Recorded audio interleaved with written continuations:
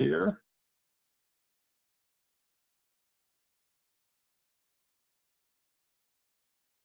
All right. Good afternoon or evening. Welcome to the first LEGO League Adventist Robotics Coaches Conference call. I wanted to go through just a little bit of information for you, help you navigate some of the different parts of the system, be familiar with it, and then we'll go through there.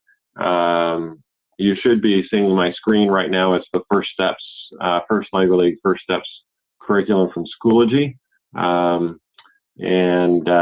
So hopefully you can see that all right. If you can't see it, let me know, but you should be able to be seeing that screen as we're looking here. So first of all, we're going to take a look at the dashboard.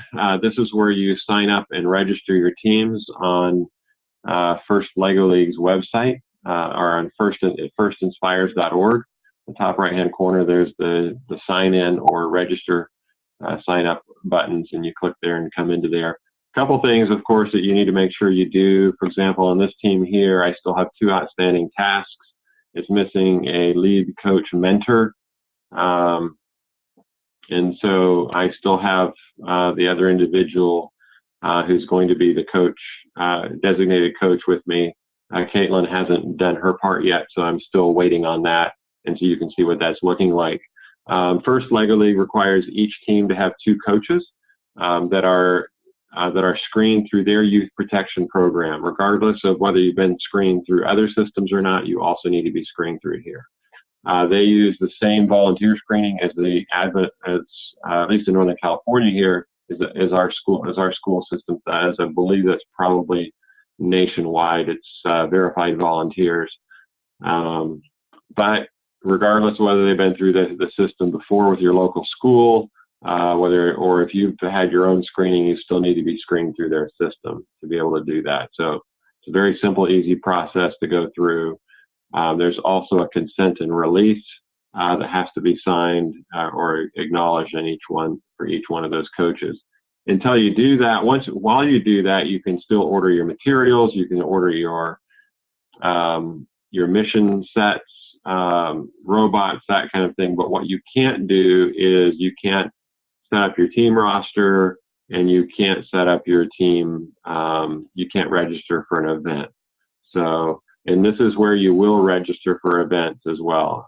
Once you've done that, you'll be able to click on this and view team events and actually complete the registration. Right now I'm registered and waitlisted, so I won't be able to do that, but I can click on find an event.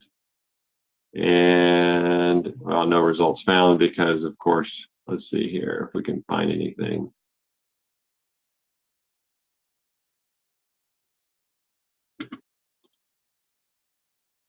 This would be a qualifying event. And I don't think I'm not sure. I'm pretty sure I can't search and see anything because I don't have that other, the second coach in there. So if that's the case, you won't be able to do that, but be sure that you do go ahead and sign up for your event, register for your events as soon as possible as you go through there. And if you have questions as we're going through this, either you're welcome to unmute yourself or you can type in the chat window. I'll be keeping an eye on that as well as we go through. So feel free to ask questions as we go through this. The first LEGO League has a lot of very valuable resources. One of the pages I want to bring to your attention is the resource library, or the challenge updates and resources. And the way I got to this page here is by going to First LEGO League Challenge and Season information. And then this is the Hydrodynamics Challenge materials. And so this has a lot of the key information that you need. Has a coach's handbook. If you haven't had time yet, please make sure you go through that. It is updated for this season. Kind of gives you kind of a walkthrough of what to expect as a coach. A lot of very valuable information in there. So there's some resources, and this is the first steps. We'll look at that as well a little bit later. The challenge guide is this is really the key to everything that you're doing as far as the judging and all of that goes. And I print these out for my kids. I have some, so they have it. I don't necessarily do one for every student, but at least one per team, if not a couple per team as we go through here. There's a number of sections. The core values is very important, and we'll kind of come back to that as we talk about the rubrics and judging. But this section right in here is really the core of everything that's there, and something you need to review every single team meeting, make sure they're familiar with, make sure they know how to demonstrate that. They will be asked to design a core values poster for the judges at the tournament. So, and here's the guidelines of what that core values poster should look like. In general, there's a lot of creativity can go into it, but it needs to be able to communicate their approach to the core values and their viewpoint of that. The next area is the project. And this goes into the in-depth on this year's project. And of course, every year, the game is slightly different. And it's a different theme, different topic. And so the project changes with that, as well as the missions that they go through.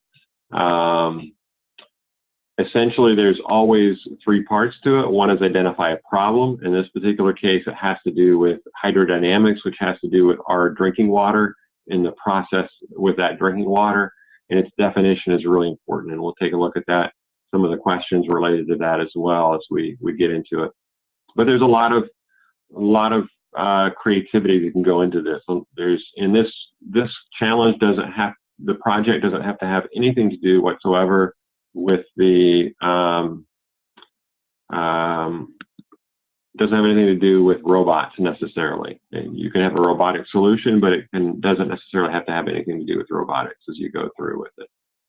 So they identify a problem, they design a solution to that problem, and then they share that with others. It is very important that they share it with others. That's part of the expectation, is that they actually find a group to share that with. So as you're working through, as you're preparing, make sure you give enough time for your teams and schedule a way, find them a way for them to do that. In the research process of it, they can consult with all kinds of experts, both online. There's great opportunities for field trips for them to start exploring and understanding what's going on. And of course, with virtual YouTube and all kinds of other virtual things they can do, there's a lot of research they can go and places and things they can see without having to travel anywhere, which is a great opportunity. So as we scroll through this, once again in here, there are resources and things to get you started. So you're not just left with a blank slate to begin with, but there's a lot of information. Of course, what you do with those is up to you and how your team handles those, but they give you some beginning parts of it, who are the kinds of professionals that they may want to talk to if they consult with professionals as they go through this. So the next part is the robot game, and this is the second half of the manual. Pretty much the first half deals with the project and core values. The second half deals with the game. The game rules are very important. There's definitions, guiding principles. Gracious professionalism is a key term that you'll see in the core values. Being able to know what that is and share what that is very, very important. The definitions here are very important as you go through it, really mastering the rules. The rules over the last few years have been simplified considerably, but these rules are very, very important. And one of the keys here is if it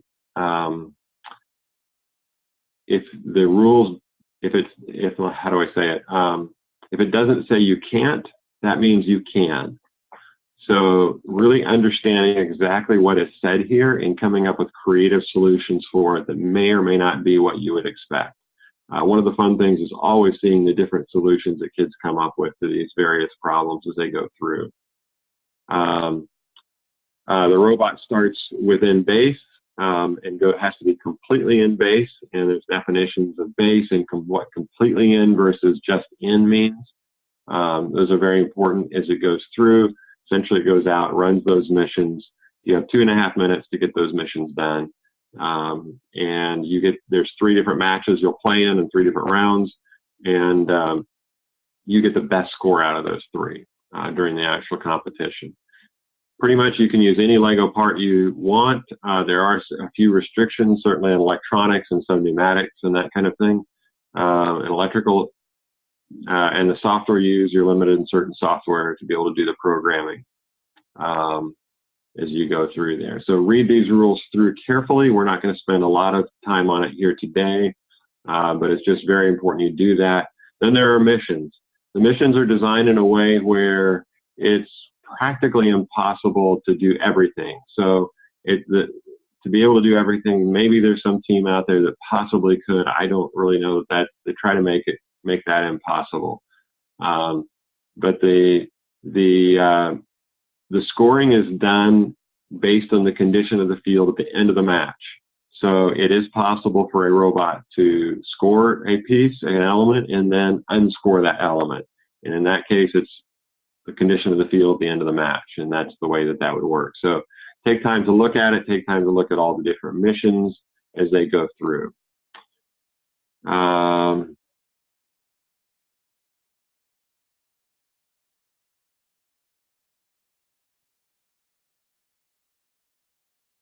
So where's the best place to start? I would say one of the things that is important, I would say the core values is important from day one, to review them and go through them with them and help them understand. They don't have to make the core values poster on day one. That's something that should come later in the season as they've really had a chance to investigate that. And we'll take a look at some ways, some guidance of how to go through that. But the core values should be the guiding principle that they do. So with that question, let me also jump to the rubrics. And I'll share some of these links as well with you later. I'll send you an email with the links. But when you go to the tournament, you'll be judged in 3 different areas. Core values is one area. The second area is the project that you do. And the third area is the robot design.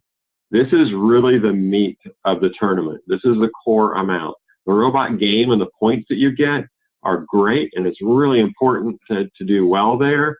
But whether the Champions Award is the top award of the tournament, and whether or not you get that is not based primarily on the points you get. You have to be in the top 40% of teams at your tournament, but you don't have to be the top scorer there to get the Champions Award. You do, however, need to do well in each of the 3 judging categories.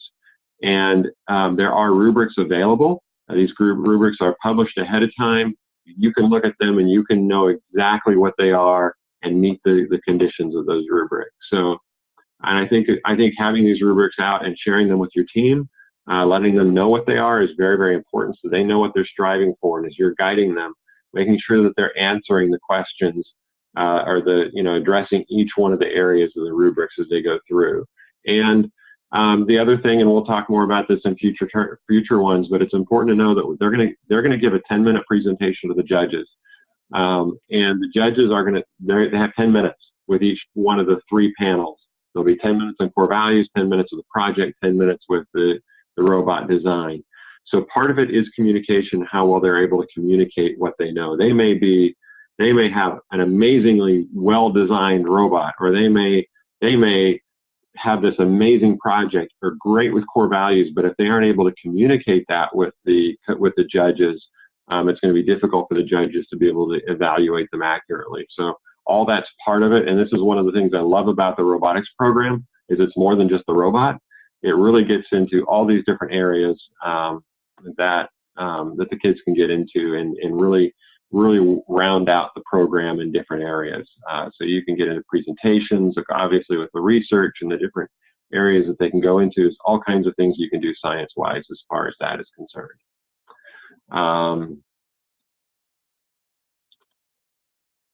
So we were taking a look at this page here. This is take a look at the different aspects here. There's a score sheet as far as this goes. I'll email you links here. If you have questions about the robot game, there's emails down here. If there's questions about judges, if you have a technical problem with your team, or you have team questions, or something's not working with the team registration, those are the support emails that you can send questions to, and they try to get back to you within a day or two on all of it. And understand they have thousands, tens of thousands of teams communicating with them at various times in the system. So be a little patient with it, but they are very good at getting back to you there. There's things they can answer for you that I can't necessarily, especially when it comes to team registration and the status of your team if there's a problem with that. So take advantage of those emails there. All right, the other area I want to take a look at that's really very, very important for you is, especially if you're doing it from a school perspective, but even if you aren't doing it from a school perspective, even if it's an extracurricular activity, first has been working very diligently on materials for schools and in education. And this page here, it can be found, and here again, I'll send you the link, but under community and then educators is where this is. And you can see this has an overview of the different things. One of the things they have, of course, now is a season pass for both First LEGO League and First LEGO League Junior, where you can have multiple teams and get a discount on it. There are some limitations on how they compete. So on how many teams can go to a competition, but that's something, if you get into the season pass, let me know, and we will work with you and the tournament hosts to work that through for you. So the other thing that's really valuable here is a couple other very valuable things. One is the standards. So First has aligned, they've gone through and mapped out their program with Common Core standards, next generation science standards, and 21st century learning skills. So this is a very valuable program as you're working with your parents and your school board and your superintendents and various people as you're promoting this program to be able to let them know, hey, this program is not just something we're doing on the side. This actually meets educational standards, and this is how we're working this into our curriculum, and how we can justify spending some science time with this. And this is how we justify, working in the different areas, language arts and math and different things like that as it goes through. So very valuable. The other thing that I want to let you highlight for you is the First Steps curriculum here. And this link here, if you click on it, will take you to a sign-up page for the First LEGO League First Steps curriculum. And I'll actually take you and show you how this works and what it looks like. So you just fill out this form, and they'll send you right away an email. It's very easy to get into that. They just like to track who's accessing the material. But this accesses their actual curriculum. And I'll show you what this is. This is in this site called Schoology. And Schoology is a learning management system that First is using for their coursework and their materials as they put through there. So what you'll get is you will get a course join code, and you'll click on courses and come down here to join, and you'll enter the join code, the access code here, and click join, and then you'll have access to that material. This is the First LEGO League First Steps curriculum material. Very, very valuable as you're working your way through it. So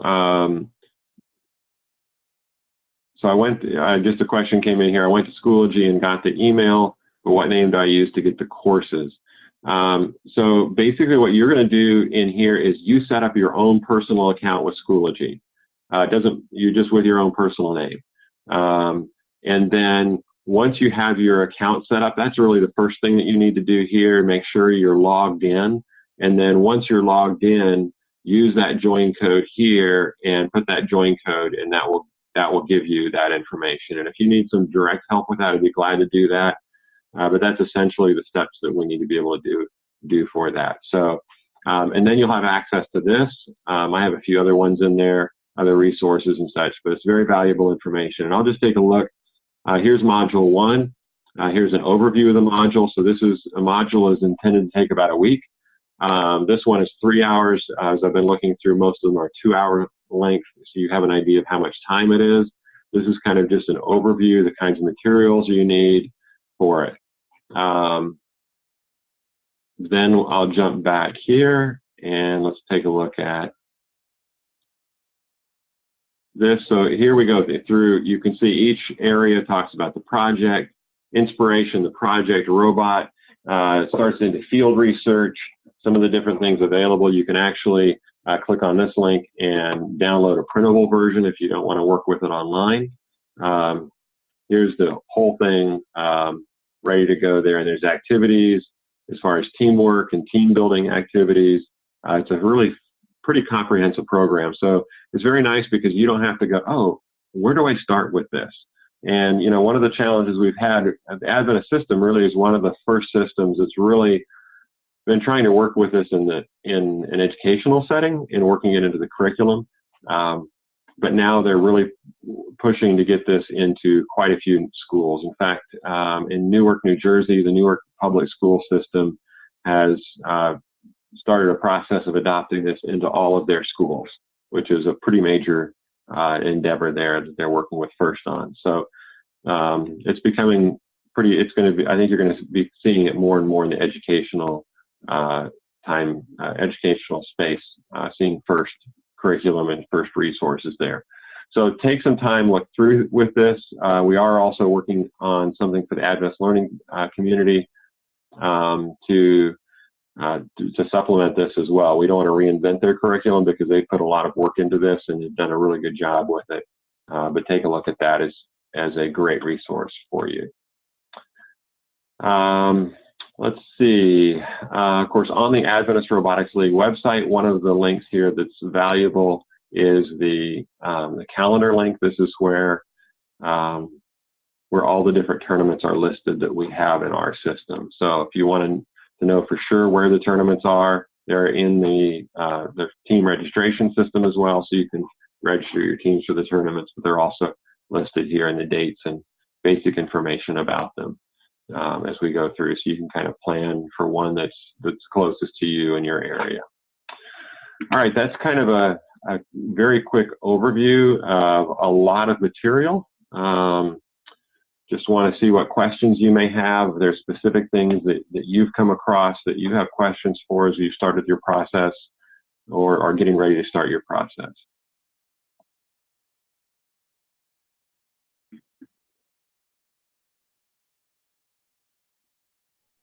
I'm going to go ahead and unmute you just for a sec here. So I need to talk let me know what question. Okay. Go ahead.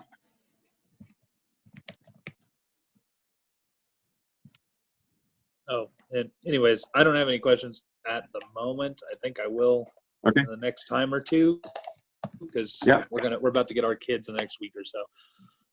Okay. So just trying to get this all set up, but yeah. But I'm glad to actually see where all these things are now, because last year, I don't know what I did wrong, but I went looking for things and obviously did not find what I needed. All right. Well, that's one of the reasons we want to do these conference calls on a regular basis, so that as you have questions, you're going through, you're stuck on something, you're always welcome to email me, but you know you've got a time to go over it. We'll go into a little bit more deeper depth on some of these things every time.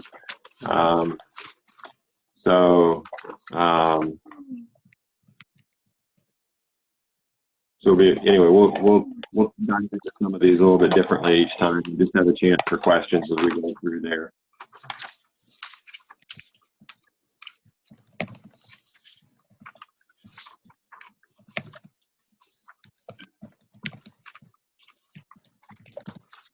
So one of the things, of course, I'd encourage you to do as soon as you have your mission models is to get them set up, get your mission set up as soon as possible, so you can actually physically see all the different things that are there, and they have something. I know I work with my kids a little bit. You can show them the YouTube videos, you can show them different things, but until they actually have a chance to see and manipulate the different things and figure that out, there are some other great resources online, some great team resources and building resources that other teams have done there. So,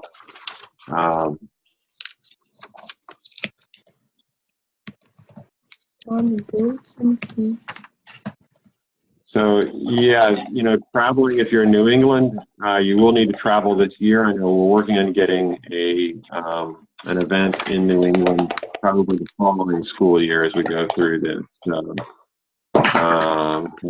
Mute here again.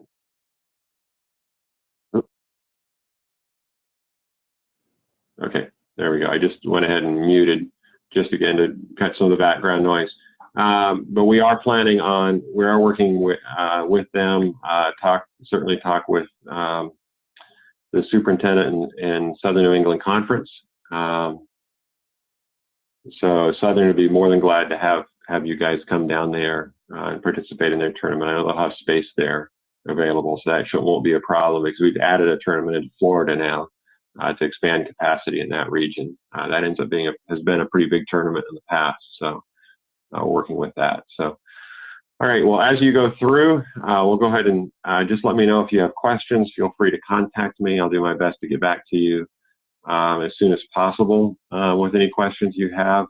But like I say, we'll be doing these conference calls on a regular basis, and I'll post the recording of this as well so you can see it as we go through and refer back to it as well as send out some links. So unless there's any other questions, we'll go ahead and end the call. Thanks so much for joining. And like I say, if you have questions, let us know. We want you to have a successful season with your kids and have a good experience for everybody involved. So. All right. Thank you. All righty. Thank you so much.